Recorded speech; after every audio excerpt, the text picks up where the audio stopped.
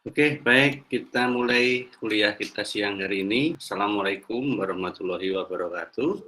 Waalaikumsalam warahmatullahi wabarakatuh.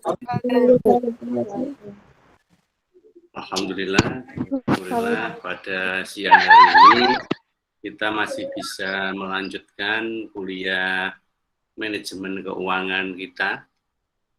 Walaupun hari ini merupakan hari libur Maulid Nabi, ya, alhamdulillah antusias dari kalian semua menginginkan untuk tetap melakukan perkuliahan. Ya, beginilah enaknya kalau kuliah daring ya. Jadi kita tidak terkendala terkait dengan tempat, tidak terkendala terkait waktu, kapanpun, dimanapun, ya kondisi apapun, selama memang memungkinkan, kita masih bisa lakukan perkuliahan. Ya mungkin hal seperti ini nanti akan kita gunakan sebagai sebuah cara, ya manakala nanti dipakai untuk menyiasati seandainya tidak bisa bertatap muka, gitu ya.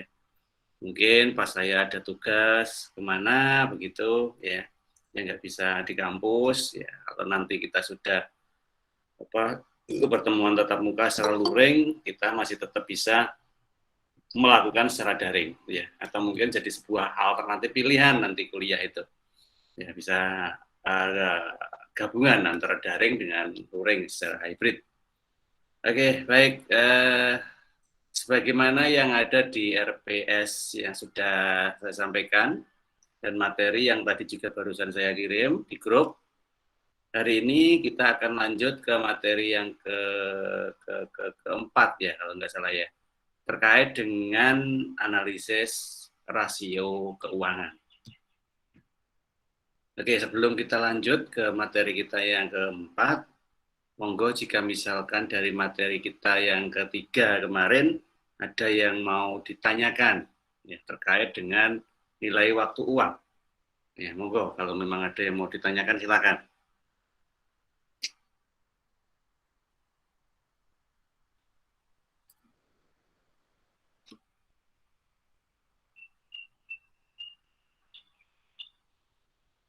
Oke, jika memang nggak ada yang ditanyakan, saya overview sebentar terkait dengan nilai waktu uang.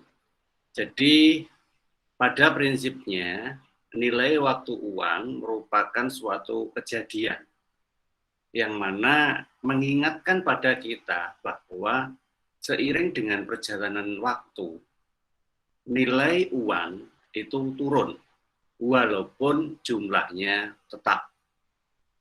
Nah, oleh karena itu, karena nilai dari uang itu merupakan sesuatu yang kita akan gunakan menjadi manfaat dari uang itu sendiri, maka kita harus mempertahankan bagaimana caranya uang itu masih tetap berfungsi normal sesuai dengan nilai yang seharusnya. Nah, tetapi kalau kita bertahan pada jumlah yang tetap, maka tidak mungkin nilainya tetap, ya, karena hukumnya sudah mengatakan bahwa jika nilainya tetap, waktunya itu berubah, maka nilainya akan turun. Itu sudah hukum pastinya. Nah, oleh karena itulah maka kita mengenal ada bunga kemarin. Bunga merupakan suatu jumlah yang diberikan sebagai penambah terhadap sejumlah uang yang ada untuk memastikan bahwa nilai dari uang tersebut tetap atau mungkin lebih. Ya, tergantung dari besaran jumlah bunganya, persentase jumlah bunganya. Sehingga di sini kita bisa menggarisbawahi bahwa kita harus berpikir bagaimana uang ini berkembang. Ya. Dalam mengelola uang, kita harus terus berpikir bagaimana caranya uang ini berkembang. Nah, dalam jumlah yang tetap saja nilainya turun, apalagi kalau jumlahnya berkurang. Kan semakin turun, mungkin malah hilang nanti kan. Nah, satu-satunya cara untuk bisa mempertahankan atau menambah potensi dari keberadaan uang itu, maka kita harus berpikir bagaimana caranya uang itu berkembang. Maka di dalam konteks manajemen keuangan ini nanti, apapun metode yang akan kita bahas, semuanya itu mengarah kepada bagaimana kita mengelola uang, mengendalikan uang, supaya tujuan uang itu berkembang, itu bisa tercapai.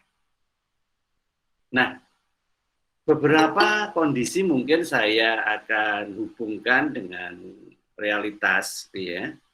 Namun yang saya sampaikan nanti adalah realitas-realitas yang setidaknya ada di sekitar kita, yang mana kalian sudah bisa memahami. Sebab kalau nanti saya cerita sesuatu yang kalian belum pernah ketahui, nah nanti kan jadi aneh. Bisa jadi yang kalian bayangkan malah salah atau ya persepsi. Nah, oleh karena itulah maka dituntut pemahaman juga dari kalian semua untuk mencari informasi lebih, mengamati apa yang ada di sekitar kita, baik itu dalam bentuk berita, baik itu dalam bentuk sebuah realitas wacana, ataupun mungkin dari berbagai macam informasi-informasi lain, yang mana ada relevansinya dengan bagaimana kita mengelola uang. Ya. Supaya apa? Supaya kita bisa memposisikan apa yang kita pelajari ini dalam konteks real atau nyata. Bukan hanya sekedar teori, bukan hanya sekedar untuk mencari nilai. Ya. Seperti kemarin, di nilai waktu uang. Di situ merupakan salah satu cara ketika kita mau membuat yang namanya untuk investasi nanti. Ya. Jadi ketika kalian sudah berpikir terkait dengan investasi, apapun bentuknya, maka kalian akan berpikir juga terkait dengan jumlah uang dan waktu yang akan kalian jalani. Itu sesuatu yang pasti itu ada. Dan waktu itu nggak pernah mundur. Ya, waktu pasti akan berjalan ke depan. Berarti orientasi yang nanti akan kita lihat adalah present time dan future time. Ya, dua itu yang paling utama. Ya. Nah, oleh karena itulah maka yang wajib kalian pahami dari materi yang saya sampaikan kemarin adalah bagaimana kita memposisikan suatu kejadian itu untuk kita analisis berdasarkan dari kejadian realitasnya, untuk kita menemukan metode apa ini nanti yang bisa kita gunakan untuk mencoba menghitungnya. Itu yang pertama. Jadi yang paling utama adalah menemukan metode ketika kita melihat sebuah realitas. Realitas itu macam-macam ya. Jadi tidak bisa kita hanya menunggu realitas itu seperti sebuah soal ujian. Nggak bisa. Atau realitas itu hanya seperti sesuatu yang sifatnya menyuruh, nggak bisa. Ya mungkin suatu saat kita menemukan itu, tetapi kan yang lebih utama kita harus bisa memaknai sendiri. Sebelum kita itu menemukan kalimat yang nadanya menyuruh. Karena apa? Ya karena kita ingin memanfaatkan lebih, tidak sekedar berdasarkan instruksi dalam kalimat menyuruhnya tadi. Nah, sehingga di sini sekali lagi yang lebih penting lagi adalah mengerti. Ada 4 yang paling utama dari 6 metode yang kemarin saya sampaikan itu. Ya, yang pertama adalah present, ya. Kemudian yang kedua adalah future, ya. Dan yang ketiga adalah present annuity, dan yang keempat adalah future annuity. Sehingga kalian harus bisa membedakan mana yang anuitas, mana yang bukan anuitas, mana yang present, mana yang future. Sebenarnya gampang di situ ya. Kita bicara present atau future itu melihat dari apa sebenarnya informasi yang dibutuhkan dari kejadian itu. Kalau kita membutuhkan informasi terkait dengan nilai pada suatu masa yang akan datang, pasti itu menggunakan future time. Ya, tetapi kalau melihat kondisinya itu dalam realitas saat ini, berarti pakai present time. Ya. Nah, kemudian anuitas itu jelas sekali kelihatan bedanya, yaitu ketika di dalam periode waktu berjalan tadi ada sebuah rangkaian jumlah yang terjadi, baik itu diterima maupun dibayarkan. Sehingga potensi jumlah yang masuk atau yang keluar di dalam jumlah hitungan uang yang kita kelola tadi terdeskripsi secara runtut antar waktu. Nah, itu pasti anuitas. Tinggal present atau future seperti yang tadi kita bahas. Nah, dari sinilah targetnya apa? Targetnya kalian bisa mengambil sebuah keputusan. Bukan lagi berdasar feeling. Bukan lagi berdasar ya, tetapi berdasarkan perhitungan yang jelas. Nah, sehingga seandainya nanti ada kesalahan, seandainya ya, setidaknya kesalahan itu tidak terlalu fatal. Beda kalau misalkan kita nggak punya dasar. Nah, kesalahannya bisa fatal karena apa? Ya nggak ada dasarnya kok. Ya kan, itu suka-suka aja. Kecuali kalau insting kalian nanti sudah sangat tajam. Tapi insting tajam itu kan pasti dipengaruhi oleh waktu ya. Ya, pengalaman tentunya. Kalau masih pemula ya nggak mungkin lah punya insting yang tajam. Ya, kalaupun ada ya itu nggak banyak. Nah, oleh karena itu yang pasti bisa kita lakukan adalah dengan menggunakan metode yang jelas. Nah, hari ini kita juga masih berbicara terkait dengan metode. Cuman beda dengan yang kemarin. Hari ini kita akan mencoba melihat suatu metode yang bisa kita gunakan untuk membaca. Kita bicara membaca dulu aja, ya. Membaca laporan keuangan. Ya. Jadi ketika kemarin saya sempat menyampaikan bahwa di dalam laporan keuangan itu kan ada banyak data. Data itu pasti ada maksud. Nah, maksud itu baru bisa kita tangkap kalau kita mampu untuk membacanya. Ya, sekali lagi membaca itu tidak seperti kita membaca berita ya, karena laporan keuangan bukan berita gitu ya. Membaca di sini artinya adalah mencoba melihat apa sih sebenarnya informasi yang terkandung di balik angka-angka dalam laporan keuangan itu. Ketika kita melihat neraca misalnya, ya, maka kita harus tahu fungsi neraca itu untuk apa. Oh, melaporkan aset dan aktivitas. Oke, kalau begitu apa yang bisa kita ambil dari aset dan aktivitas itu? Kemudian kita lihat laba rugi. Laba rugi ngelaporin apa?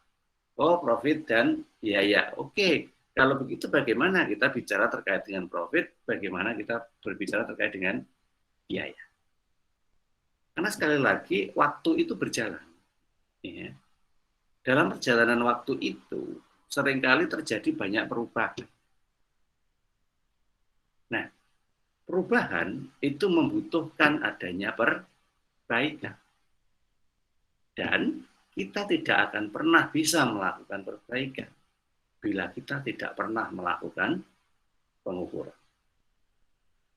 Nah, karena kita nggak ngerti apa yang mau diperbaiki, nggak ada ukurannya. Nah, tetapi kalau ukurannya jelas, maka akan kelihatan, oh ini kurang bagus, oh ini terlalu bermasalah, resikonya tinggi. Nah, oh ini terlalu besar.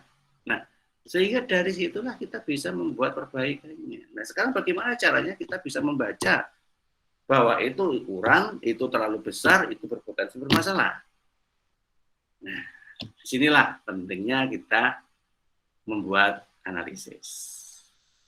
Nah, walaupun di dalam manajemen keuangan ini analisis laporan keuangan yang saya sampaikan itu masih sangat mendasar. Ya. Sehingga saya cenderung menyampaikan bahwa ini sebenarnya belum ke analisis. Ini hanya sekedar untuk membaca. Ya. Hanya membaca dulu aja. Untuk analisis nanti ada mata kuliah tersendiri, analisis laporan keuangan. Nah, di situ kita akan belajar banyak terkait dengan cara analisisnya. Nah, yang disebut dengan cara itu nanti salah satunya adalah dengan menggunakan rumus. Ya, salah-salah yang lain masih banyak gitu ya. Tapi salah satunya aja. Nah, yang ada di sini nanti di manajemen keuangan ini nanti kita hanya akan memastikan, hanya akan mempelajari rumus apa sih sebenarnya nanti yang bisa kita pakai. Ya, sekali lagi kita tidak boleh salah rumus ya, karena salah rumus fatal gitu kan. Ya, salah jalan artinya. Nah, jalan yang nggak nyampe. Nah, oleh karena itulah maka nanti ke depan kalau kita sudah bisa memahami bagaimana cara, ya minimal sampai di situ dulu, cara untuk membaca ini, maka kita mampu membuat sebuah evaluasi posisi dan kinerja dari keuangan perusahaan. Nah, di sini nanti ya, evaluasi dan menilai kinerja. Karena untuk bisa berkembang, data yang dibutuhkan pertama kali adalah hasil evaluasinya dan penilaian atas kinerjanya. Nah, sekarang bayangin kalau itu saja kita nggak ngerti caranya, terus mau berkembang lewat apa? Nah, oleh karena itulah maka nanti di dalam tujuan analisis laporan keuangan, kita akan membantu menilai posisi dan kinerja keuangan, membandingkan posisi dan kinerjanya itu dari beberapa periodisasi waktu. Supaya apa? Ya supaya kita bisa melihat bahwa capaiannya itu sebenarnya naik atau turun. Kalian sekarang semester 3, tentunya sudah punya 2 semester sebelumnya yang keduanya punya IPK. Sementara kalian bisa membandingkan semester 1 IPK-mu berapa, semester 2 IPK-mu berapa. Walaupun masih 2 kali memperoleh IPK, maka setidaknya kalian sudah ngerti bahwa kalian mempunyai peningkatan IPK, penurunan IPK, atau stabil aja segitu-gitu terus. Nanti di akhir semester 3 ini beda lagi. Ya, ada satu lagi evaluasinya, yaitu hasil capaian semester 3. Sehingga kalian bisa mengatakan bahwa selama 3 semester rata-rata, nah, kalian bisa membuat rata-rata, mengalami kenaikan atau penurunan. Nah, inilah yang kita sebut dengan membandingkan. Nah, tujuan orientasi yang lain apa? Yaitu untuk membantu ambil keputusan tentunya kan. Coba dari 2 itu tadi aja. Menilai posisi, menilai kinerja, membuat perbandingan. Maka dari situ tentunya kita sudah sekilas bisa memberikan informasi untuk keputusan. Kalau misalkan kinerja kita itu dari waktu ke waktu itu terus mengalami pertumbuhan, membaik. Posisi dari keuangan kita dalam kondisi yang aman. Ya kan? Perbandingan antar tahunnya juga mengalami peningkatan. Maka keputusan apa kira-kira yang bisa kita ambil? Ya keputusan untuk ekspansi misalnya. Ya oke, kalau begitu kita ekspansi. Begitu. Nah sekarang, bayangin kalau keputusan itu mau diambil tetapi data nggak ada. Saya mau ekspansi nih. Piye wani ora? Nah, yang lain cuma ngomong, berani Pak. Nanya Bapak wani? Ya kira-kira kita berani, kita siap. Wah, kira-kira kan. Berani Pak. Kenapa? Ya kita besar. Ukuran besar apa? Karyawannya banyak. Wah, salah menel. Nah, karena apa? Ya mungkin kita bisa memberikan argumen, tetapi argumen pada sesuatu sak nyandake itu tadi. Sak elingi, sak isone, sak kobere. Nah, wes sak lah intinya. Gak duwe dasar sama sekali. Nah, mau nyampe mana? Kalau kondisi kayak gitu. Iya. Gitu kan? Coba sekarang kita buka dulu aja logika kita. Nah, oleh karena itulah nanti ketika kita mencoba melihat analisis di dalam laporan keuangan ini, yang pasti kita akan mencoba memfungsikan data-data itu sesuai dengan macam keputusan apa yang mau diambil. Kalau kita hanya sekedar melihat tingkat kesehatan dari kinerja keuangan saja, maka analisis rasio sudah cukup. Ya, dimana kita nanti akan membandingkan beberapa rasio keuangan yang kita analisis, kita buat, baik secara internal maupun kita bandingkan dengan perusahaan lain sejenis. Ya, jadi pesaing itu sebenarnya sangat membantu dalam posisi meletakkan kita itu ada di urutan yang keberapa, kita ada di level yang mana. Nah, jadi jangan pikir bahwa pesaing itu selalu akan menyusahkan, tidak sebenarnya. Tergantung kita memakainya. Kalau kita memang memakainya pesaing itu untuk sesuatu yang negatif, ya nyusahin memang. Tetapi kalau untuk yang positif, misalkan untuk melihat dengan adanya pesaing kita ngerti level kita ada di mana. Maka kita akan ngomong di pasar bahwa kita adalah perusahaan dengan level, nah begitu. Dan nggak akan ada yang protes. Kenapa? Karena memang data kita ada di situ. Nah itu kalau rasio. Beda lagi dengan ketika kita akan mencoba melihat ini naik atau turunnya kinerja. Maka kita akan menggunakan yang namanya analisis tren. Ya. Karena tren itu nanti untuk melihat bahwa sebenarnya selama sekian periode itu kita tuh naik kok enggak sih? Naik turun Pak, nggak boleh. Jadi nyata nih loh Pak, tahun pertama naik, tahun kedua turun, tahun ketiga naik lagi, tahun keempat turun lagi, tahun kelima turun, tahun keenam naik, tahun ketujuh naik. Nah, kan naik turun Pak. Iya, data memang begitu. Nggak ada sesuatu yang naik terus nggak pernah turun, ya mungkin ya. Turun terus ya biasanya berhenti langsung. Ya. Yang jelas pasti naik turun pasti. Nah tetapi kita nggak boleh mengatakan kondisinya naik turun. Kan itu membingungkan. Kondisi itu harus jelas. Nah naik turun kan begitu. Nggak ada kok kondisi naik turun. Ya. Nah, gimana caranya kita mengatakan naik atau turun dalam beberapa data yang mengalami naik turun itu tadi? Maka disinilah kita menggunakan analisis tren. Nah, kemudian analisis ketiga namanya analisis common size. Ya. Nah, analisis ini beda lagi fungsinya. Karena ini akan digunakan untuk menghitung persentase unsur-unsur dalam neraca ke dalam total aset atau unsur-unsur laba rugi ke dalam total pendapatan. Maksudnya gini loh, misalkan laba rugi. Oke, kita lihat secara rasio sehat. Kita lihat secara tren naik. Tapi ya, apakah itu benar? Apakah itu pasti baik? Belum tentu. Ya. Belum tentu. Ya baik secara rasio, baik secara tren. Tapi coba komentarnya gimana? Apa yang kita lihat? Ya ini tadi, total keuntungan, total pendapatan, tambah lagi satu, total biaya. Nah, coba sekarang lihat. Kalau naiknya laba, ya, tolong kata-kata saya dipahami ya, siang-siang kayak gini, libur lagi, ya, biasanya otak mulai nggak bisa fokus, tapi tolong untuk yang ini fokus. Karena ini adalah dasar untuk kalian memberikan informasi ketika membaca data nanti. Kalau ini lepas, ya kalian hanya sekedar melihat atau memberikan nilai angka toh. Ini bagi ini ketemu sekian persen, ini bagi ini. Nah, sekian persen itu artinya apa? Nggak bunyi. Ya, karena kalian nggak bisa menjelaskan. Nah, jangan. Ya, makanya pahami apa yang saya sampaikan, supaya ini menambah informasi, pengetahuan. Sehingga manakala nanti ketemu angka, dari hasil hitung, rasio, hasil hitung, metode apapun, kalian bisa menjelaskan maksud angka itu apa. Ya, itu ya. Oke, kita kembali ke common size. Kita coba lihat antara pendapatan dan keuntungan. Laba. Kalau laba itu naik, disebabkan karena pendapatannya juga naik, tunggale. Itu bukan sesuatu yang wow, itu biasa lah, ya wajar gitu ya.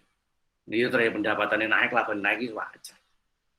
Bukan sesuatu yang hebat. Nah, yang hebat bagaimana? Yang hebat jika kita menemukan apabila naiknya laba dalam bentuk persentase kenaikan itu lebih tinggi daripada naiknya persentase pendapatan. Katakanlah pendapatannya naik 10%, oke. Tetapi ternyata labanya bisa naik sampai 15%. Yang 5% itu tadi apa? Itu capaian. Ya karena di situ cuma ada 3 komponen, pendapatan, belanja, pakai biaya, dengan laba. Ya sudah, berarti kalau labanya naik, pendapatan naik, berarti naiknya pendapatan yang lebih tinggi tadi kan gara-gara kita mampu untuk mereduksi biaya.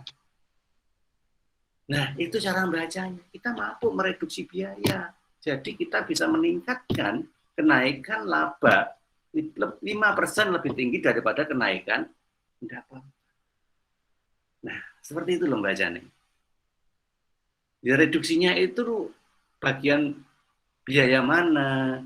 Kenapa kok bisa melakukan reduksi? Nah, itu urusan nanti, gitu ya. Itu udah lain cerita lagi. Atau mungkin malah kita berpikir, berarti kalau begitu, kalau kita ingin meningkatkan laba, tidak selalu harus meningkatkan pendapatan dong. Ketika kita mampu mereduksi biaya, itu berarti bisa. Iya. Tapi mereduksi itu bukan berarti langsung mengurangi loh ya. Karpet dewe nanti untuk urusan biaya yang sifatnya tetap apalagi. Misalkan biaya gaji, turunin biaya gajinya. Tinggal 75% aja nih bayar. 25% kita hemat. Nah, nanti kan otomatis akan naik. Jadi demo uang kan begitu. Enggak begitu caranya. Orang kok kemudian bahan bakunya diturunin kualitasnya. Kemarin kualitas A, turunnya jadi kualitas B, harganya lebih murah. Jadi biaya bahan baku kan lebih sedikit. Harga jualnya tetap, otomatis labanya kan naik. Nah, senang uang. Besok kamu nggak punya pelanggan, caramu begitu. Boleh mengurangi, tetapi itu butuh analisis juga. Setidaknya kita mengurangi biaya itu tidak sampai mengganggu kualitas atau mungkin kuantitas.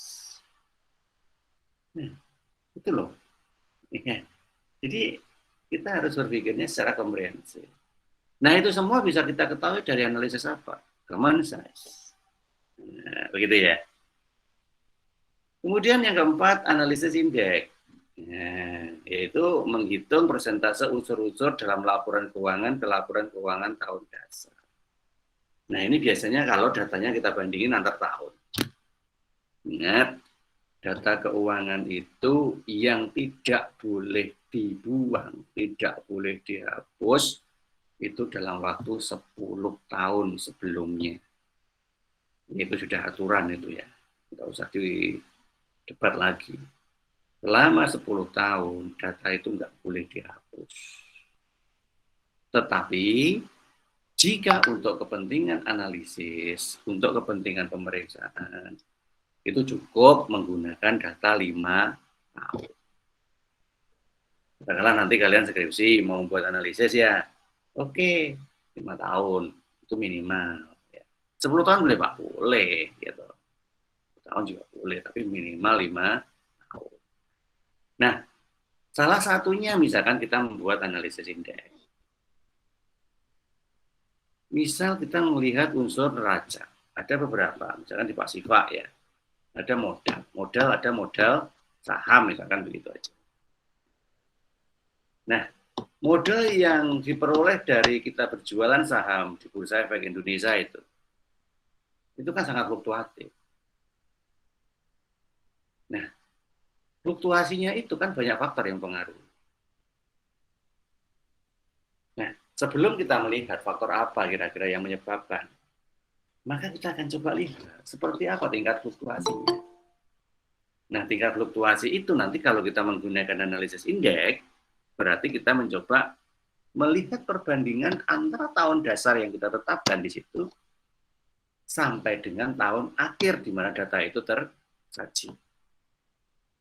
Ya. Misalkan tahun dasarnya 2015, ya. Tahun akhirnya 2020, ya. Ya oke. Berarti nanti kita melihat perbandingan 20 dengan 15, 19 dengan 15, 18 dengan 15 dan seterusnya. Jadi seperti itu. Sehingga tahun dasar ini sangat penting untuk kita gunakan sebagai dasar analisis. Nah, itu adalah sebuah metode indeks ya. Sehingga kita nanti bisa memberikan indeks di masing-masing pergerakan tahun itu potensinya seperti apa. Nah, paling nggak 4 ini aja dulu deh. Yang paling sering digunakan untuk dasar analisis laporan keuangan. Nanti lebih jauh semuanya akan dibahas di dalam mata kuliah itu. Nah, untuk kesempatan hari ini kita hanya membahas satu dari analisis yang ada. Kita hanya bicara terkait dengan rasio saja. Kita hanya bicara rasio saja. Karena memang tujuan kita tadi hanya untuk mencoba membaca. Belum sampai menganalisis. Ya. Kalau memang sudah sampai menganalisis, berarti 4 tadi harus dipakai semua, bareng-bareng. Jadi saling melengkapi. Rasio keuangan secara prinsip ada 4 kelompok. Ya. Ada yang namanya rasio solvabilitas atau solvency, atau juga yang mengatakan itu solvable. Ya. Ada rasio aktivitas, ya, activity, ada rasio leverage, ada juga profitabilitas. Ya. Kita mulai dari solvabilitas dulu. Solvabilitas itu juga ada yang mengatakan rasio likuiditas. Nanti kita pakai nama itu aja ya, supaya lebih mudah. Karena rata-rata buku itu mengatakan solvabilitas itu adalah likuiditas. Ya, sama. Yaitu rasio yang menunjukkan kemampuan perusahaan untuk memenuhi kewajiban jangka pendek. Kewajiban jangka pendek itu bisa dilihat dari laporan, ya coba mikir, laporan apa? Kewajiban jangka pendek, neraca. Ya. Karena kita bicara kewajiban. Nah, ya begitu ya. Bagi yang masih bingung, berarti mulai hati-hati, ya, mulai sadar diri. Loh, kok saya belum tahu. Nah, berarti ada yang salah nih. Ya, semester 3 harusnya udah tahu seperti ini. Likuiditas, ya. Itu tadi fungsinya adalah melihat kewajiban jangka pendek. Berarti kita melihat data yang tersaji di dalam neraca. Berarti kita butuh neraca. Jangan sampai ada yang masih bingung bentukin neraca kaya ngopo. Kalau sampai bingung semester 3 kok si urung ngerti neraca ke sing endi, wah itu bukan gawat lagi itu ya. Wah, itu sudah hampir tamat itu.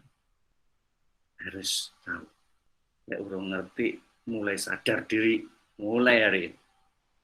Nah, aku bayar sak menuju juta maksud neraca raro. Ini podo karo tuku pulsa tapi ram lebu. Nah, ya kan? Nah, di dalam neraca posisi pasif ada kewajiban. Ada 2 jenis kewajiban di situ. Jangka panjang, jangka pendek. Kalau kita bicara likuiditas, kita hanya melihat yang jangka pendek saja. Jangka pendek itu apa sih?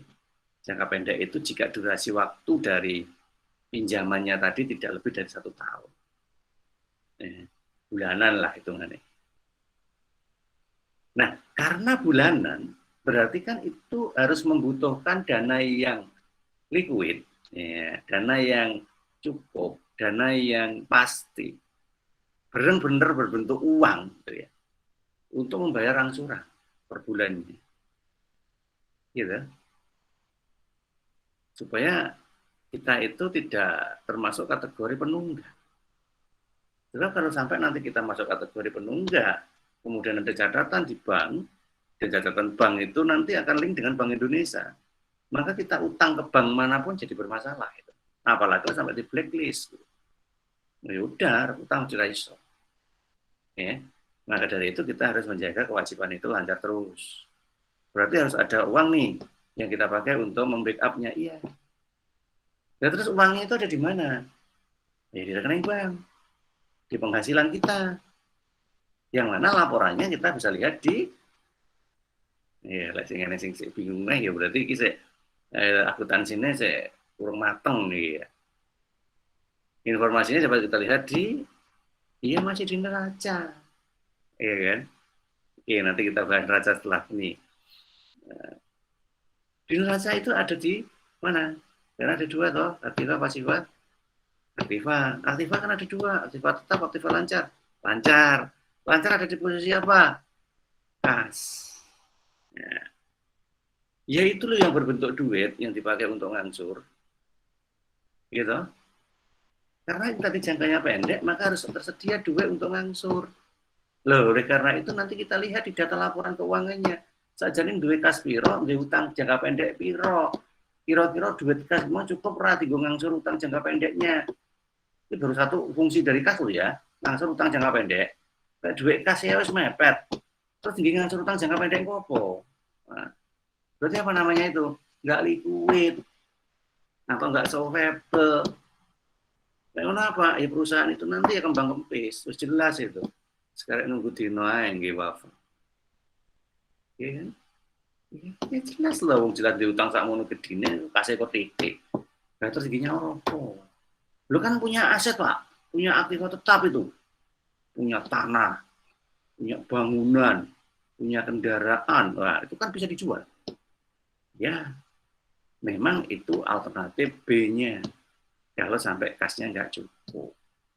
Tetapi kalau sampai menjual aktiva tetap, berarti kan asetnya itu akan turun. Turunnya aset dipakai untuk membayar utang. Lelek ngono berarti utang gimana kan tidak menghasilkan apa-apa.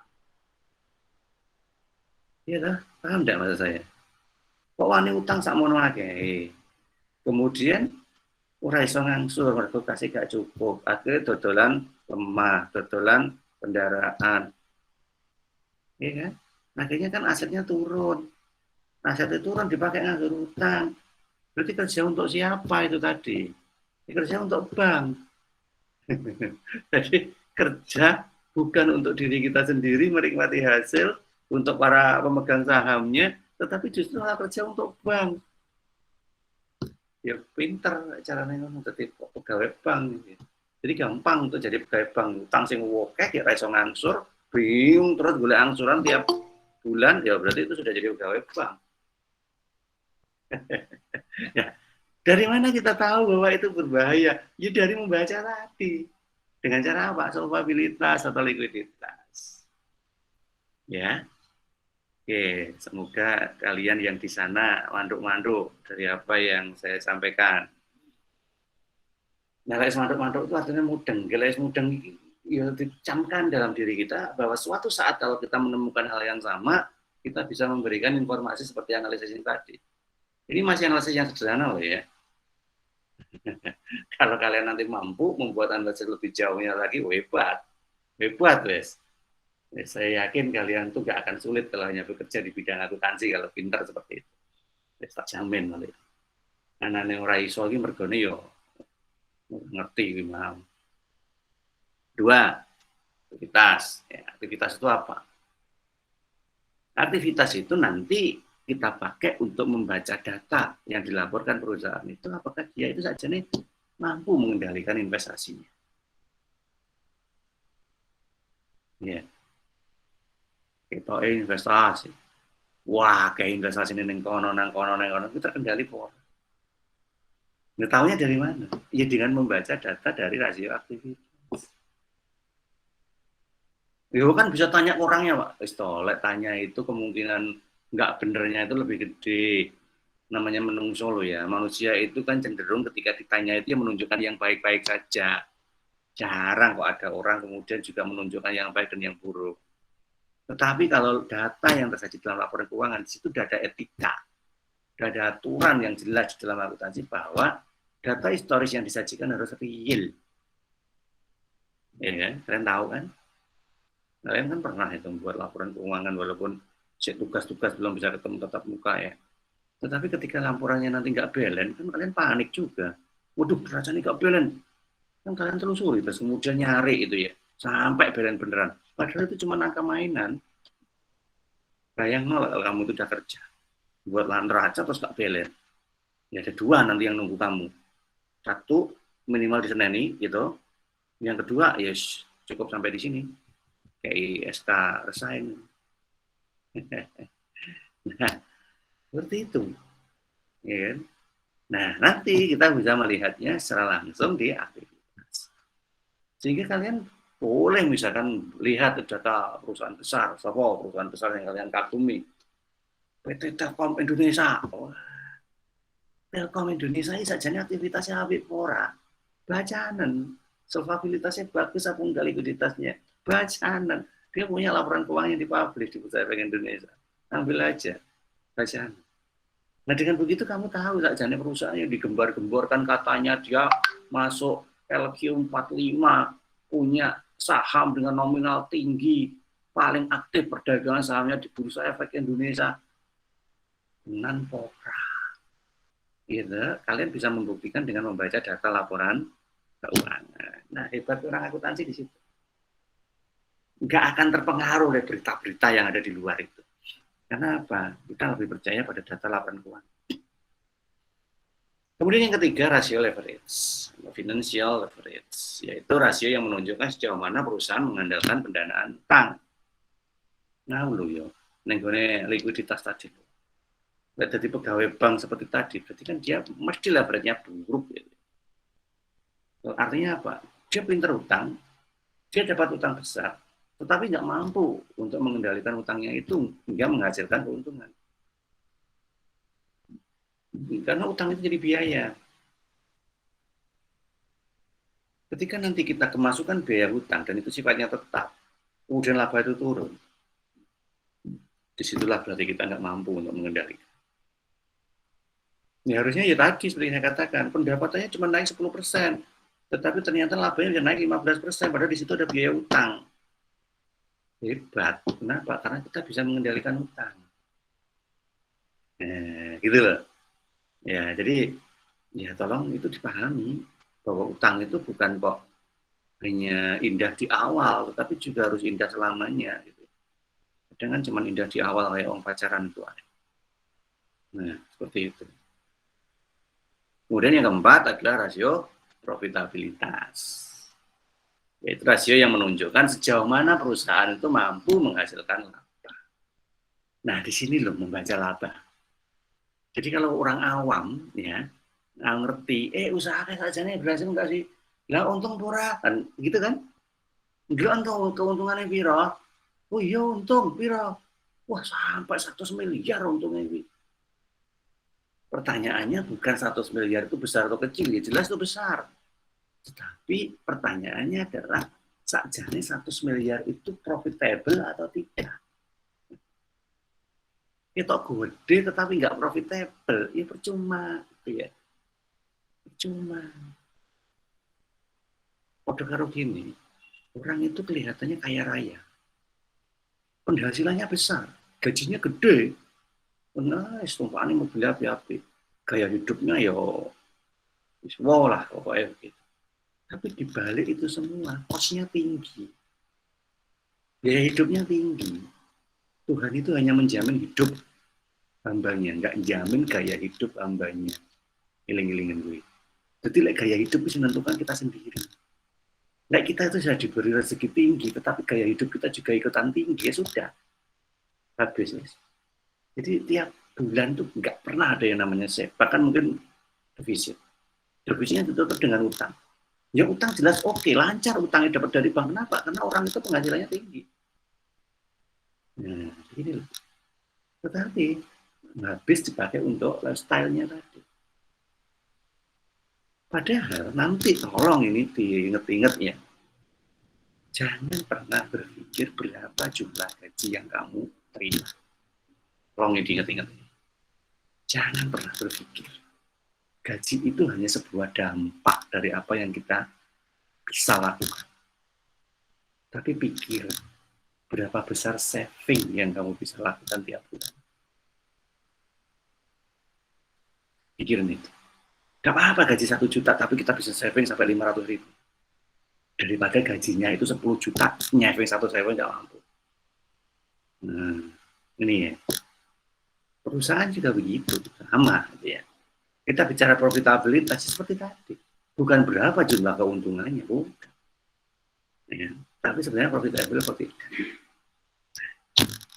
Oleh karena itulah, maka dari semua rasio itu nanti kita bisa melihat beberapa aspek ini. Rasio secara individual, rasio dari waktu ke waktu, perbandingan dengan perusahaan lain, dengan rata-rata perusahaan industri, atau kita kombinasi dari berbagai jenis rasio 4 tadi yang ada.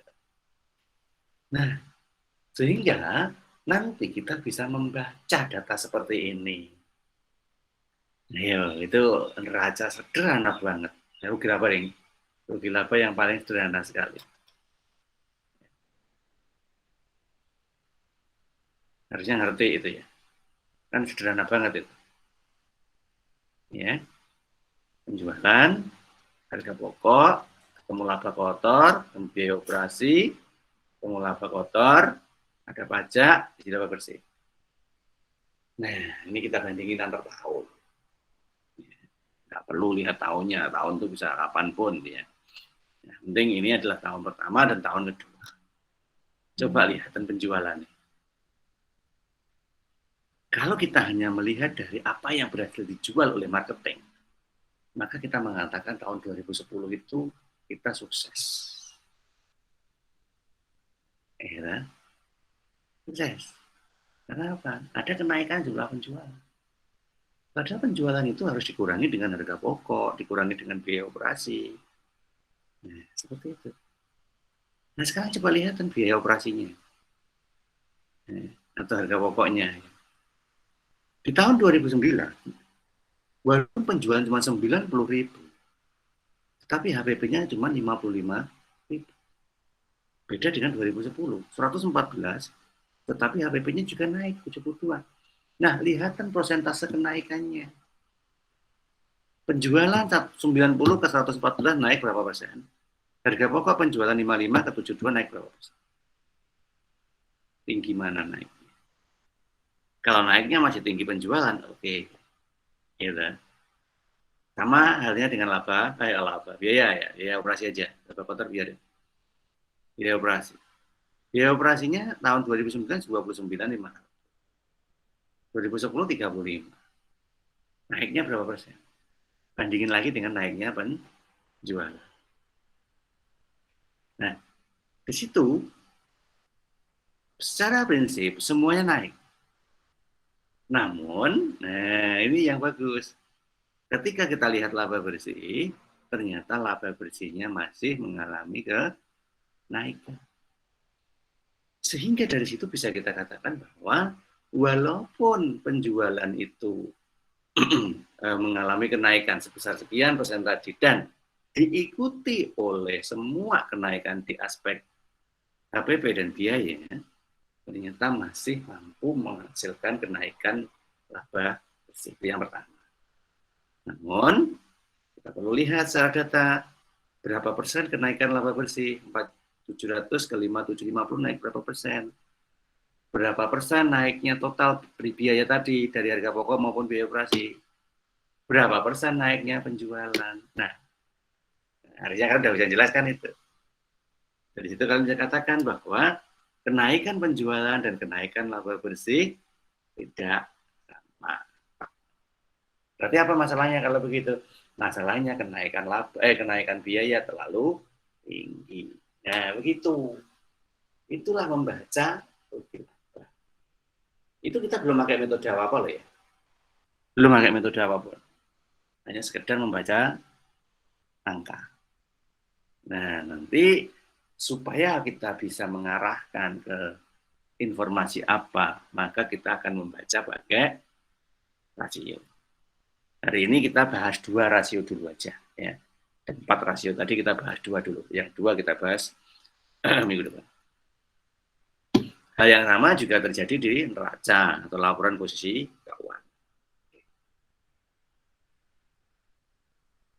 Nah, di sini sebentar, ini nutup enggak di kalian. Jadi saya nutup ini.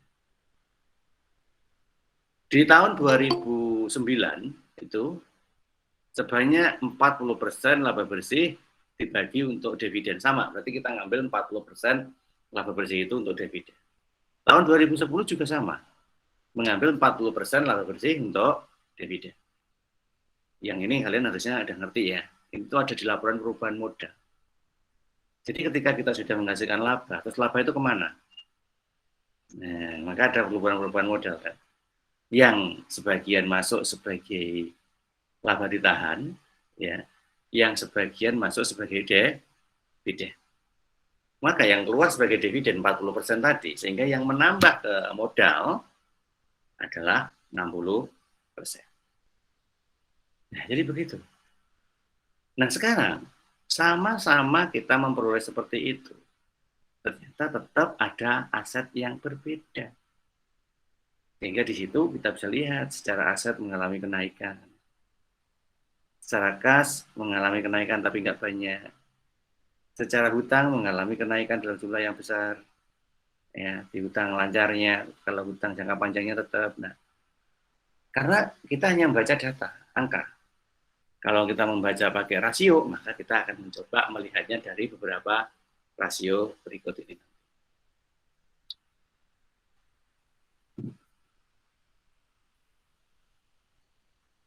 Jadi yang masuk jam segitu.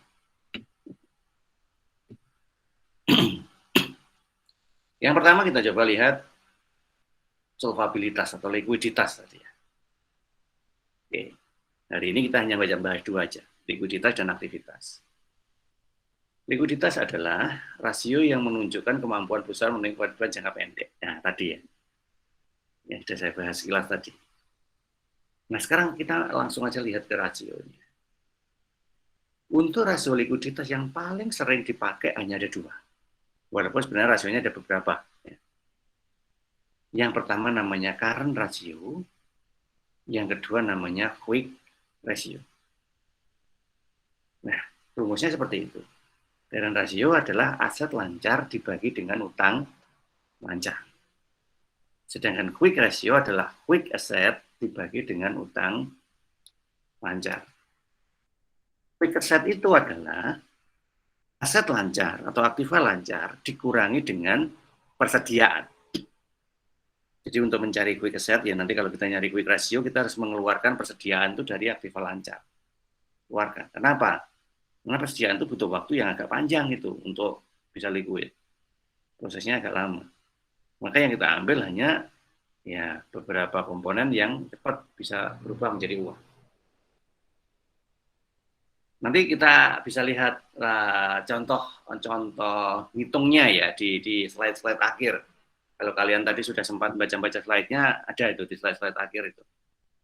Oke, nanti dulu. Kita pahami dulu.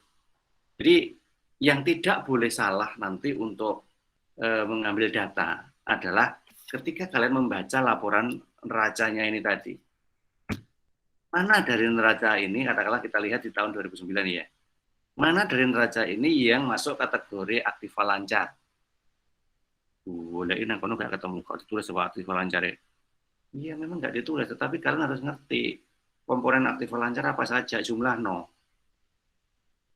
Ya, nah ini loh, makanya kenapa kok saya bilang sampai di sini kalian harus ngerti komponen dari laporan keuangan.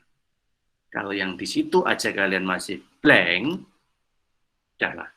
Podo kalau kalian pergi ke Ponorogo ya, dari rumah kalian masing-masing ke kota, misalkan ke alun-alun, tetapi nggak ngerti lewat jalan mana. Minyak nyampe. Nah, oke, jadi yang mohon nanti kalau ada yang merasa kok aku orang ngerti yo, harus banyak mencari informasi. Ya. Nah, oke, yang nggak boleh salah tadi, aset lancar ada di mana? Utang lancar juga begitu. Utang lancar ada di mana? Ada Pak di situ Pak. Makanya harus ngerti komponen utang lancar itu apa saja. Nah, yang masuk kategori aktiva lancar, ya ini bagi yang belum ngerti, tolong diingat-ingat. Saya nggak mau nanti ketika ada latihan, kemudian ada data atau mungkin ujian, kok sampai salah ngambil data. Itu nggak bisa dimaafkan. Oke. Aktiva lancar itu ini loh. Semua komponen sebelum aktiva tetap itu adalah aktiva lancar. Secara ini ngono untuk mengingat. Aktiva tetap itu pasti berbentuk benda. Ya, biasanya di situ mungkin ada tanah, bangunan, peralatan dan seterusnya. Benda. Nah, berarti semua urutan di atas benda-benda itu tadi, harta-harta tadi, pasti itu adalah aktiva lancar. Nah, karena ini laporan sederhana, maka aktif volunteernya juga sederhana. Cuma ini toh. Nah, sehingga totalnya mana? Ini 23.500. Hutang lancar juga begitu. Semua yang ada di kelompok di atas hutang jangka panjang, maka hutang lancar. Atau kalau nggak begitu, kalian harus ngerti hutang yang mana saja yang masuk kategori lancar. Hutang pajak, dagang, wesel. Artinya, ya hitungan maksimal bulan itu ya. Nggak ada hutang wesel kok sampai bertahun-tahun tuh nggak. Hutang pajak kok sampai bertahun-tahun itu periksa, ya kan? Mungkin. Nah, seperti itu. Sehingga nanti ketika kita mengambil data, oh aktif lancarnya 23.500, hutang lancarnya 10.500, sudah masukin ke situ. Kali 100%. Ya. Kali 100% nanti akan ketemu dalam bentuk hasil persentase rasionya. Atau kalau tidak dikali persentase, tidak dikali 100%, berarti hasil rasionya itu dalam bentuk rupiah, karena ini rupiah dibagi rupiah. Nah, yang penting cara masukkan dulu ya. Nanti cara membacanya gimana Pak nanti saya. Quick ratio juga begitu. Quick asset tadi ya, aset lancar dikurangi persediaan. Berarti persediaan yang tadi keluar. Nah, ini. Jadi 23.500 itu dikurangi 10. Ini menjadi 13.500. Ininya tetap. Ini tadi. Nah, yes. Harus tahu dulu. Begitu cara masuk ini. Nah, tadi saya katakan di likuiditas itu ada dua ini yang memang paling sering dipakai. Walaupun sebenarnya ada 4 ya. Ya 3 ring, ada cash ratio. Ya. Yang 4 itu satunya jarang banget dipakai. Jadi current ratio, quick ratio, dan cash ratio. Kalau cash ratio itu hanya mengambil uang kas saja. Jadi data yang dipakai hanya data kas ini top. Ya. Coba kalau kita ambil cash ratio, ya 3.000 dibanding dengan 10.500. Bayangkan tadi, utang jangka pendekmu 10.500, kurang duit kalau kurangannya piye. Nah, karena tadi kita melihatnya itu di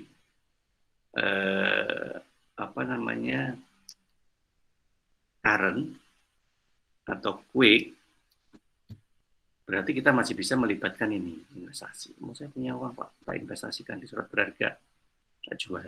Oke, utang EU. Piutang Pak, saya punya piutang dagang 8.000. Dan jatuh tempo kok, waktunya bayar mereka. Ya asumsinya mereka bayar beneran, kalau sampai mereka nggak bayar ya lancar juga. Nah, kalau mereka bayar semua 8.000 aman guys. Ini 8.000, 9.000 tambah 3.000, 10.000 berapa? Lari-lari. Ini 8.000, 9.000, 3.000, 12.000 aman. Nah ini kan cuma 10.500, backup lah. Itu pakai quick. Ya kalau pakai current aman lagi karena 23.500 ini separuhnya. Karena Pak semakin besar semakin hasilnya semakin besar semakin buruk, kan? Ini buruk. Ya, karena semakin rendah semakin bagus. Nah itu kalau kita bicara likuiditas. Kita langsung aja ke soal. Ya, sebelum kita lanjut ke yang kedua tadi. Ada di bawah, kita pakai aja yang ada di sini. Ini contoh ini ya. Kalau kalian nanti nyari ada di situ. Ini neraca. Nah, neracanya ini mudah Pak. Ini ada aktif lancarnya, hutang lancar ya. Lah pasti tulis. Enggak mesti. Nah, laporan keuangan itu bentuknya aja yang pasti tetap, tetapi item-item di dalamnya yang kadang tidak sama. Jadi kalian harus ngerti, walaupun nanti tidak ditulis. Nah, oke, contohnya ini neracanya, kemudian laba ruginya ini ya. Oke, sekarang kita lihat likuiditas. Ya sudah, tinggal masukin aja. Current ratio 500 bagi 250 kali 100% kalau mau persentase seperti ini. Ya. Nah, ini juga begitu sama. Yang penting ambil datanya dari neraca tadi. Nah, sekarang kita bicara terkait dengan apa artinya. Arti di sini hanya arti membaca ya, belum arti menganalisis. Jadi pendek aja cukup. Apa arti 200% di current ratio atau 2 kali itu? 120%, 40%. Atau mungkin kalau rupiah ini ya, misalkan ya, rupiah ya, dikalikan 1%. 500 dibagi 250, itu kan 2. Ya kan? Nah, itu kan 2. Jadi kali ini kalau dikali jadikan perputaran. Tapi kalau di rupiah ini 2 rupiah. Ya. Kalau rupiah gini cara menjelaskannya ya. Misalkan ini ya 500 dibagi 250 kan sama dengan 2 toh. Artinya kan 2 rupiah current rasio. Artinya apa? Setiap 1 rupiah, tolong didengarkan ini ya, kalau perlu dicatat, arti dari 2 rupiah dari hasil baginya ini apa? Setiap 1 rupiah hutang lancar, ya, itu dijamin oleh 2 rupiah aktiva lancar. Ya, aktiva lancarnya di 500, hutang lancarnya 250, artinya kan 2 kali lipat toh kemampuan aktiva lancar dalam menjamin hutang lancar. Nah, artinya setiap 1 rupiah hutang lancarnya dijamin oleh 2 rupiah aktiva lancar. Sehingga aman gitu loh. Jadi seandainya hutang ini harus kita selesaikan pun, kita nggak akan sampai kehabisan aktiva lancar. Karena aktiva lancar 2 kali lipatnya, ada 200%-nya. Nah, artinya nanti kalau persentase itu semakin bertambah, artinya aktiva lancarnya itu semakin besar. Ya, di situ. Nah, atau mungkin aktiva lancarnya tetap, tetapi hutang lancarnya semakin turun. Berarti nanti persentasenya semakin besar. Nah, dari situlah kita bisa mengatakan bahwa kondisi likuiditas dari sisi current itu sehat. Ya, minimal 2% ini, atau 200% atau 2 kali ini. Semakin tinggi, semakin besar nanti jumlah kalinya, berarti semakin sehat. Quick ratio juga begitu. Sekarang kita turunin, kita hanya mengambil tanpa persediaan, kemudian kita keluarkan. Maka masih ketemu 120% atau 1,2 kali lipatnya. Atau sampai ke cash ratio pun lah misalnya. Nah, kalau cash ratio sudah mulai nggak aman. Karena di bawah 100%. Hanya 0,4. Nah, sehingga kita bisa mengatakan aman kalau kita melihat dalam sisi quick dan current.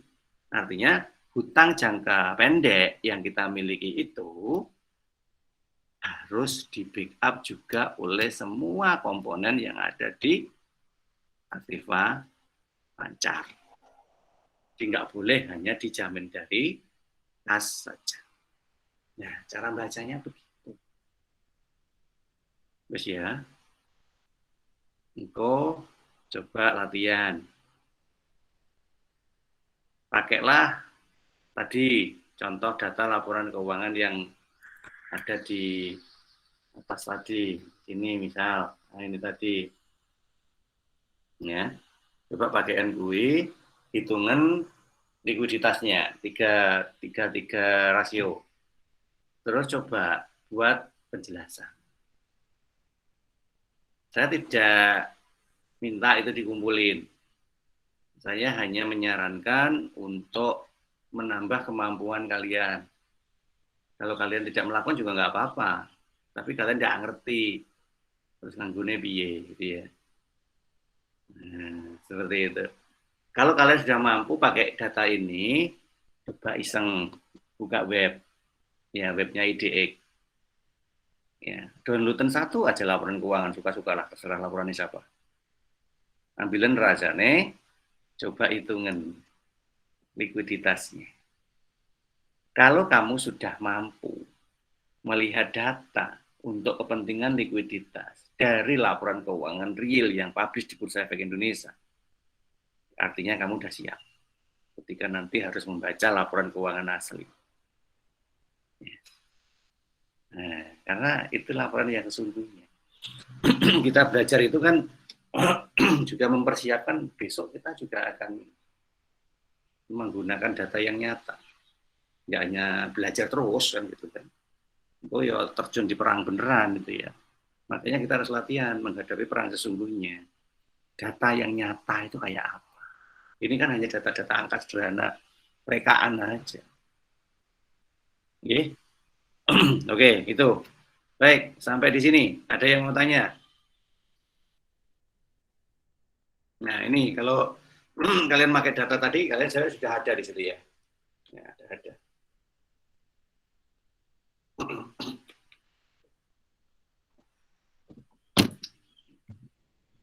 Monggo, silakan.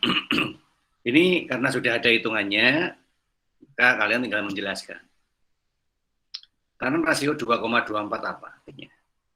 1,70 apa artinya? Atau kalau kita bandingkan dengan standar industri 2,00 itu artinya apa? Yang bawah juga begitu pakai quick. Ya, coba nanti buat penjelasan. Bagi yang memang sudah mampu memberikan penjelasan, ya acungi jempol. Hebat, berarti udah ngerti. Kuliah kita hari ini bisa dipahami. Tapi saya bingung aja, ngitung aja bingung, kemudian gula datanya bingung. Ya kok konco nih, ya. Belajar. Siapa yang udah ngerti, kemudian tolong diajarin. Oke, kalau nggak ada yang tanya tentang likuiditas, kita lanjut ke aktivitas. Activity. Beda lagi, karena alatnya beda. Activity itu nanti tujuannya melihat kondisi perusahaan ketika mengendalikan investasinya di aset. Artinya, seberapa besar sebenarnya aset-aset itu mampu menghasilkan. Gampangannya ini loh, biar orang tua itu kan ya yang orang tuanya gitu ya, tapi ya, sering banding-bandingin gini. Si Kailo motornya cuman sama keluarganya dibeli apa motor second harganya 10 juta paling. Tapi sebetulnya kan kena dinaiki toh, bisa ke kampus, wirawiri kemana-mana, aktivitas, dan IPK-nya hanya dimodali motor 10 juta aku mau, sudah 3,8 IPK-nya. Coba banding awakmu, itu kok motor anyar, regane 20 juta lebih, masuk IPK-nya masih di bawah 3. Misal orang tua itu germeneng apa ya seperti itulah intinya. Itu saja nih melihat aktivitas kamu, kinerja dari penggunaan investasi yang diberikan oleh orang tua terhadap hasil yang kamu bisa peroleh. Ya itu nggak salah, bukan kok banding-banding, no, enggak. Cuman mengevaluasi gitu. Wong dia aja pakai modal 10 juta bisa menghasilkan 3,8. Kenapa kok dengan modal 20 juta justru hanya menghasilkan 2,8? Gitu. Itu kan berarti salah itu. Buruk itu. Nah, sama di perusahaan juga begitu. Maka nanti kita akan menggunakan berbagai metode dalam aktivitas. Ya. Coba kita lihat aja metode yang pertama. Metode yang pertama adalah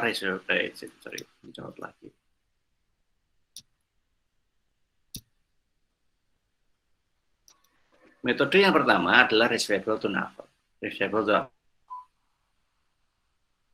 Receivable itu piutang, ya. Piutang. Maka rumusnya adalah pendapatan dibagi dengan piutang.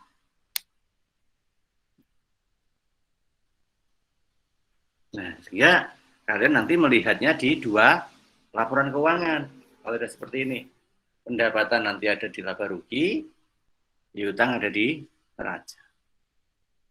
Nah, nanti harus tahu. Pendapatan itu yang mana, Pak? Pendapatan bersih, pendapatan kotor? Nah, yang dipakai ini adalah pendapatan kotor. Ya, pendapatan kotor. Karena supaya nanti kita bisa benar-benar melihat potensi piutang yang ada. Nah, tujuannya apa sih sebenarnya ini? Tujuannya ya tadi, untuk mencoba mengendalikan bahwa investasi dalam piutang segitu banyaknya. Misalnya, kita bolak-balik percaya sama orang, ngasih mereka bonusan, ngasih mereka uang yang kita akui sebagai piutang, itu sajanya kita menghasilkan profit kok enggak. Jangan sampai baik hatinya kita itu justru malah akan menjatuhkan laba kita. Baik hati ya, wis gak apa-apa gawanen sik, wis gak apa-apa gawanen sik, kita akui piutang toh. Nah, ternyata pendapatannya malah berkurang. Wah, itu gawat itu. Ya. Kemudian yang kedua, inventory turnover. Nah, inventory itu persediaan ya. Turnover itu perputaran. Jadi perputaran persediaan. Artinya kita itu nyetok persediaan untuk bahan itu kebanyakan apa enggak saja. Jangan sampai kita itu saking takutnya membuat persediaan itu sangat besar sehingga aktiva lancarnya seolah-olah tinggi. Iya kan? Coba lihat. Persediaan tadi kan masuk di aktiva lancar. Tapi tingginya aktiva lancar ternyata dari persediaan yang bengkak. Padahal aktiva lancar itu dipakai untuk ngitung likuiditas. Bayang no. Lah bengkaknya persediaan kan tidak kena loh tingginya utang. Mau kena kan panjang prosesnya. Hutangnya itu lebih cepat harus jatuh tempo daripada dapatnya uang dari persediaan kan ya masalah lagi. Nah, oleh karena itu maka kita harus ngitung perputaran dari inventorinya. Semakin cepat perputarannya maka semakin baik. Artinya apa? Persediaannya tidak terlalu besar. Nah kalau kehabisan gimana Pak? Gara-gara tidak terlalu besar. Ya walaupun kita menghitung tidak terlalu besar tetapi tetap harus berpikir kapan saatnya kita membeli persediaan lagi. Nanti ada di manajemen persediaan khusus, nanti ada kita bahas satu pertemuan. Padahal karo tuku bensin loh ya. Kamu sudah bisa memetakan rute perjalanan kamu. Misalkan kamu mau ke Madiun dari kampus. Posisi ketika kunci kontak motormu kamu on kan bensin udah kelip-kelip. Ya, udah kelip-kelip.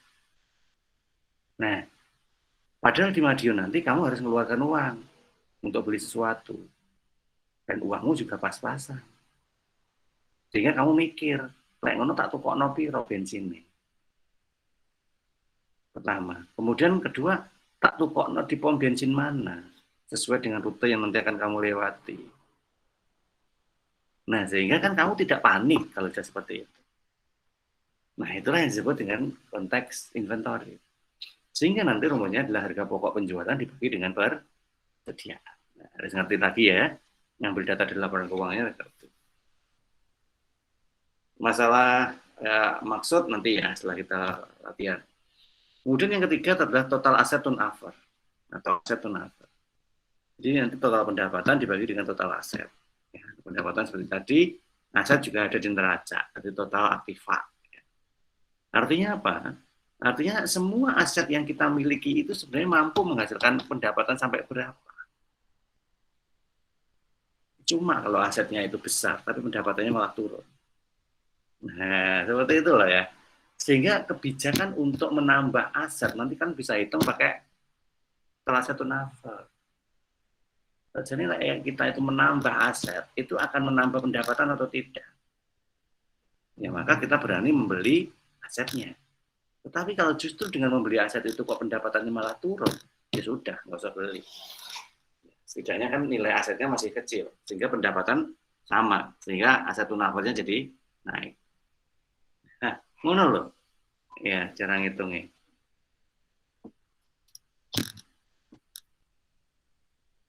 Kalau ada yang masih belum paham, tanya loh ya, karena saya tidak mengerti kalian paham atau tidak kalau nggak tanya. Nah, memang di dalam rasio aktivitas itu yang paling umum 3 ini, tetapi sebenarnya rasio aktivitas banyak banget. Yang belum masuk di sini tadi, ya, average collection period, yaitu butuh waktu berapa lama dalam setiap satu kali putarannya. Ingat, receivable turnover, inventory turnover, aset turnover, walaupun ini rupiah dibagi rupiah, enggak dikalikan persen, itu nanti hasil hitungnya kali, bukan rupiah ya. Misalkan pendapatannya 10, piutangnya 5, ya 10 bagi 5 2, maka 2 itu adalah 2 kali. Artinya perputaran perputaran piutang ini dalam satu periode laporan adalah 2 kali putaran. Nah seperti itu. Nah artinya semakin tinggi putarannya semakin cepat dan semakin bagus. Artinya semakin lancar. Nah, oleh karena itulah, maka karena ini berputar 2 kali, mungkin berputar yang lain 3 kali, 4 kali, itu kan dalam satu periode, katakanlah dalam waktu 1 tahun, 360 hari. Nanti kita pakai asumsi 1 tahun 360 hari ya. Kadang ada yang pakai 365. Tapi kita pakai 360 aja. Ya. Nah, kalau memang dalam 1 tahun itu perputaran persediaan atau perputaran piutang ini sampai 2 kali berputar, berarti setiap 1 kali putaran itu butuh waktu berapa hari? Nah, itu ngitungnya pakai ini average collection. Makanya ada average collection, ada average day inventory. Ya, monggo lah nanti pakai yang mana. Yang penting kita pakai 360. Tapi sebenarnya rumus yang paling mudah, nggak usah pakai ini kalau ngitung average ya. Oke, kita lihat kembali ke sini. Kalau kita mau menghitung average collection dari receivable, maka hitungan dulu receivable-nya. Ya, katakanlah 2 kali, ya, ketemu 2 kali, oke. Maka nanti untuk mencari average collection, itu tinggal kamu bagi aja, 360 bagi 2. Ya, 360 itu jumlah hari dalam 1 tahun, ya karena 1 periode laporan tadi adalah 1 tahun asumsinya. Kalau laporannya bulanan ya berarti 30 hari ya. Ya. 1 tahun 360. Ya, jadi 360 bagi 2. Ya.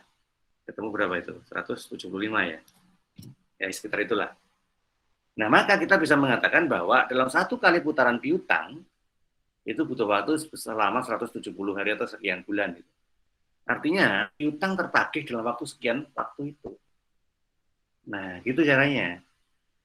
Nah, sehingga kalian nanti bisa membuat kebijakan. Kalau piutang ini kesuwen proto. Nah, begitu. Berdasarkan pendapatan yang kita terima. Sehingga kalau kita ingin membesarkan dari turnover-nya, artinya kan kita harus membesarkan pendapatannya atau mengurangi piutangnya. Nah, mengurangi piutang itu kalau mengurangi jumlah ya salah gitu ya. Wong piutang itu ada sesuatu yang ditunggu banyak orang kok, yang menyebabkan kita nanti pendapatannya naik itu juga dari penambahan piutang kok. Kalau dikurangi jumlahnya kan pendapatan turun lagi. Ya, yang nanti akan dipotensikan dari piutang itu bukan jumlah, tetapi kecepatan dalam penagihannya. Nah, cara ngitungnya ya tadi dari receivable. Ya, ketika receivable-nya itu semakin cepat, berarti memang piutang itu semakin cepat penagihannya. Nah, jadi begitu. Sehingga average collection-nya itu bisa semakin pendek waktunya. Turnover dari inventory juga begitu, sama. Jadi semakin pendek. Sekali kita belanja, ya hanya habis dalam waktu sekian hari, habis sekian bulan. Nah, artinya tidak banyak persediaan menganggur. Karena resiko loh ya, nanti persediaan menganggur itu ya tambah biaya persediaan untuk ngopeni itu, tambah lagi nanti belum kalau ada persediaan yang keluarsa. Nah, seperti itu. Karena kita tidak menghitung masa expired date-nya. Aset turnover juga begitu. Sebenarnya aset kita itu terlalu besar atau tidak? Pembandingnya seperti ini. Dengan aset turnover, semakin cepat perputaran asetnya, berarti kita bisa mengatakan aset kita itu lancar. Jadi besar itu nggak penting, yang penting lancarnya. Asetnya sedikit, tetapi nggak lancar, itu jauh lebih buruk daripada asetnya banyak, tetapi lancar. Nah, sekarang untuk ngerti lancar enggaknya, ya pakai rasio ini, aset turnover. Nah, aset turnover juga bisa pakai average day collection.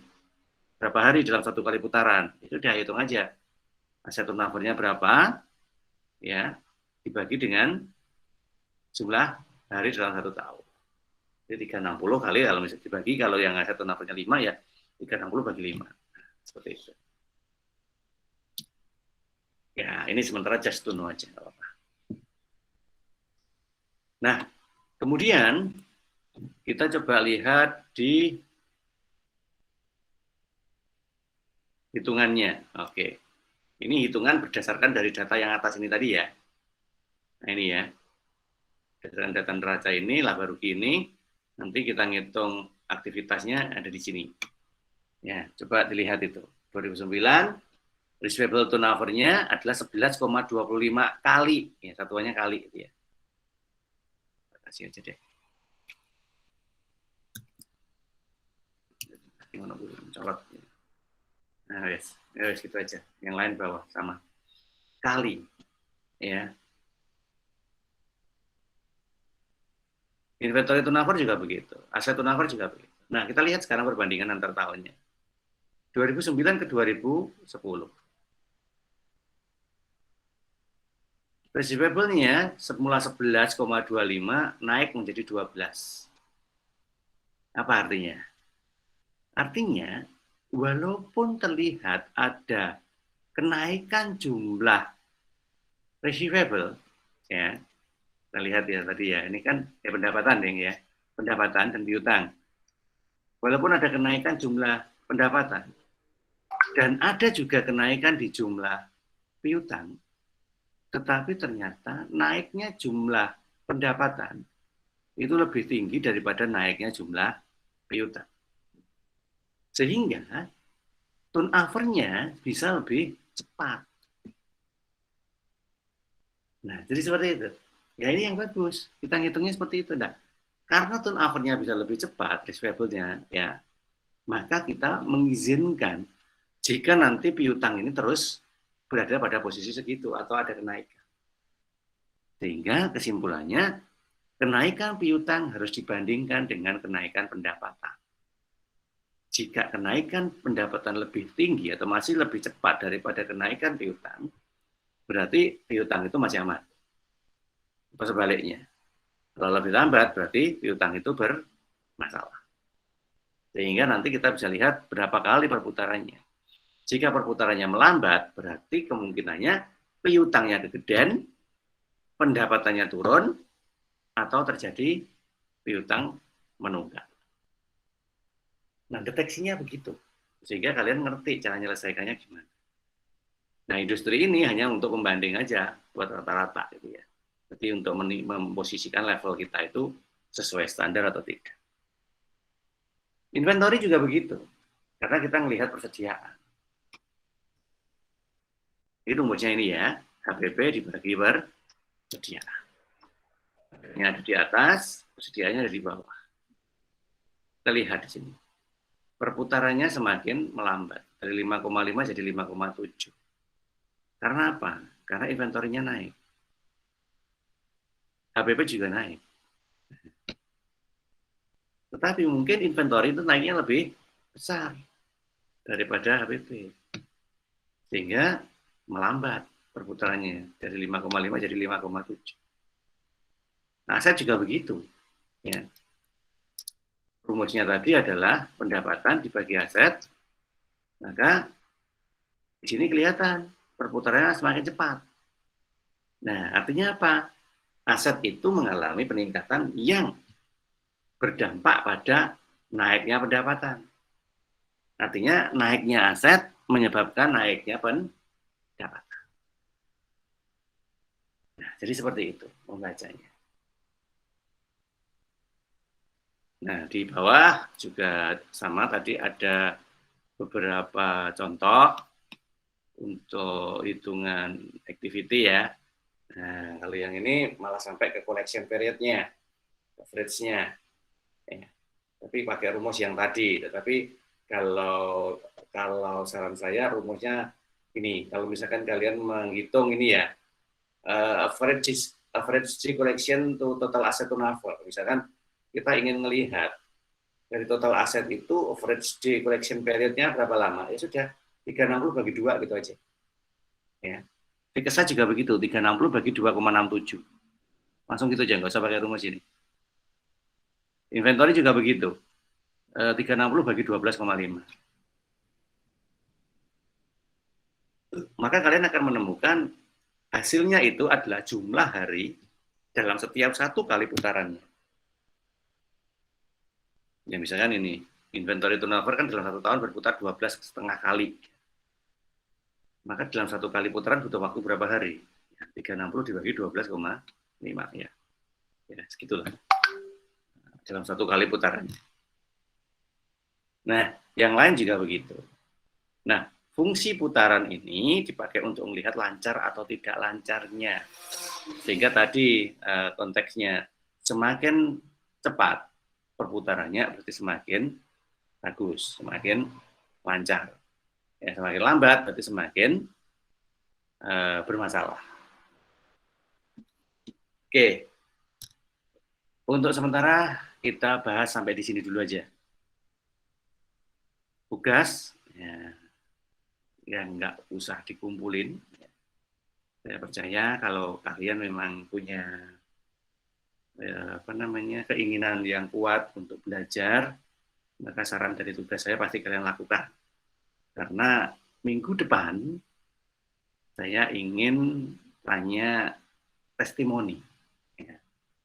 Testimoni dalam mengerjakan tugas. Ya monggo, nanti perwakilan aja beberapa dari masing-masing kelas, misalnya ngakilin satu-satu ya. A makilin satu, B makilin satu, D3 makilin satu, monggo. Tapi yang jelas monggo ada yang berusaha. Syukur kalau semua. Karena ini untuk kalian, bukan untuk kelas ya, tapi untuk kalian masing-masing. Nah, kalau nanti berusaha melihat data laporan keuangan real, kemudian mencoba menghitung likuiditas dan aktivitas, ketemu bisa bercerita dari maksud, itu sudah hebat. Standarnya di situ. Tetapi sudah bisa menemukan laporan keuangan, sudah bisa download, sudah bisa ngitung, tapi belum bisa bercerita, nggak apa-apa. Nanti disampaikan ke saya, Pak, saya lupa. Ini maksudnya apa ya kemarin? Nah, dengan begitu saya ngerti. Oh, ternyata ada yang belum paham, ada yang lupa. Nah, nanti kita ulang lagi untuk overview sebelum kita lanjut ke analisis rasio yang kedua. Karena minggu depan kita juga masih lanjut di rasio profitabilitas dan leverage. Ya, oke. Oke, mungkin begitu. Ada yang ditanyakan, silakan.